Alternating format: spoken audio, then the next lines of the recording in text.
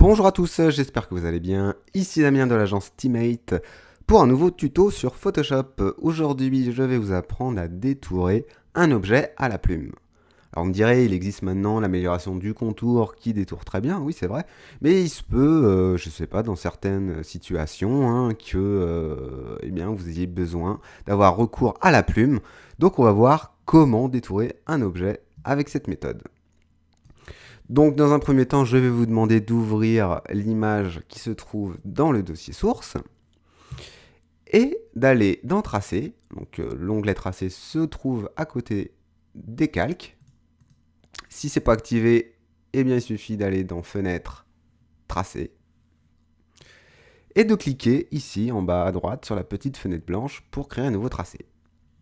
Donc on vient prendre la plume après, raccourci clavier P, et on va commencer à détourer. Alors là, on peut zoomer pour être un peu plus précis.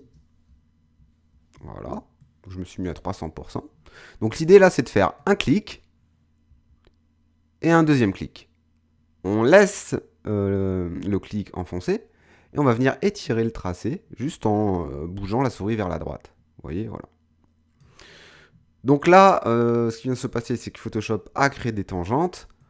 Ça, on va pas voir ça parce que moi, je l'utilise pas vraiment. Moi, je réinitialise le tracé en appuyant tout simplement sur la touche Alt, sur le petit point, vous voyez, le petit carré gris là. On appuie sur Alt et on clique avec sa souris. Et on vient, eh bien, prolonger le tracé. Toc, on rappuie sur Alt, etc. Donc moi, je vous conseille de mordre dans la matière pour éviter d'avoir, eh bien, de récupérer le fond au moment du détourage.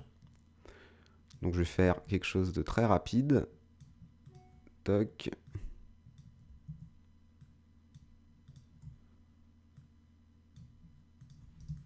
Voilà, alors petit raccourci sympathique aussi pour naviguer facilement. On appuie sur la touche espace, vous voyez, il y a une petite main qui apparaît. Et on vient se balader un peu n'importe où sur le document. Voilà, alors là, on a une zone assez facile à détourer, donc pas de problème.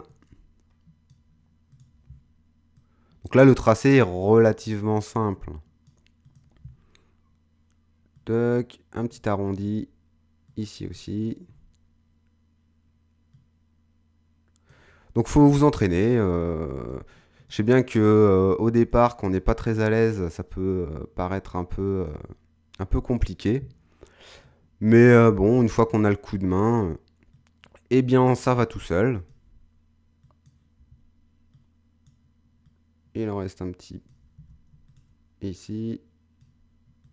Voilà. Bon, je vais finir, ça va être très grossier.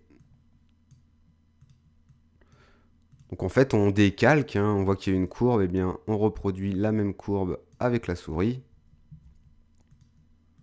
On n'oublie pas d'appuyer sur Alt entre les clics. Voilà. Voilà. Si on se gourre, eh bien, CTRL Z ou commande Z. Hop. Et il en reste plus beaucoup.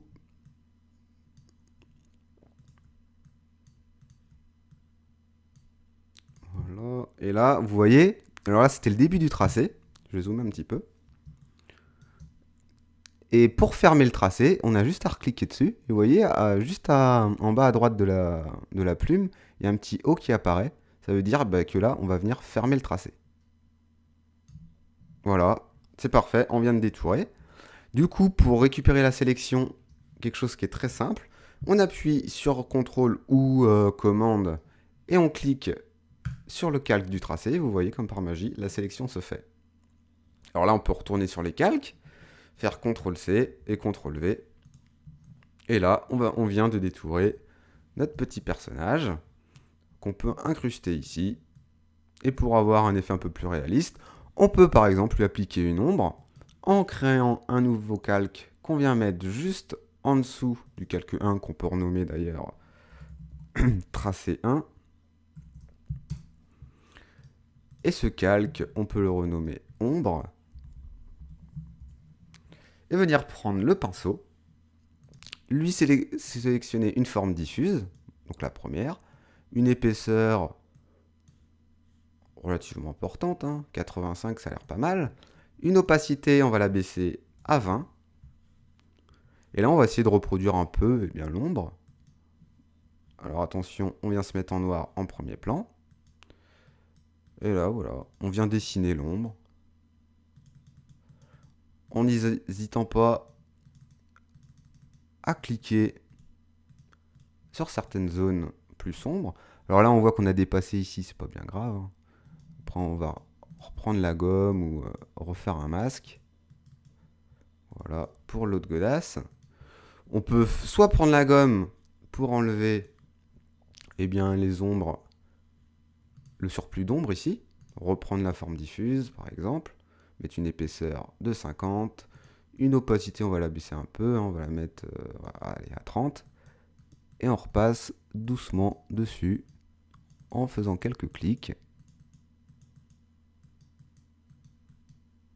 Hop, et voilà. Sinon, l'autre méthode aurait été de faire un masque directement dessus. Alors, je vais faire exprès de faire une ombre grossière sur la paume de droite. Alors là, l'ombre est pas terrible. Donc, le fait d'avoir fait un masque, donc en appuyant ici sur la petite icône masque, de se mettre bien sur la petite fenêtre blanche et de se mettre en noir en premier plan. On peut zoomer un petit peu plus. Et là, on reprend donc le pinceau, on peut rester à 85 ou baisser un petit peu. Se mettre pas loin de 50. Ou non, 60. Et là, on va venir repasser, vous voyez, dessus. Et voilà. Et là, on vient de faire des ombres qui sont à peu près réalistes. Donc du coup, on n'a pas l'impression que le personnage flotte de trop dans le document. Donc voilà, c'est terminé. J'espère que ce tuto vous aura plu et je vous dis à très vite pour un prochain tuto.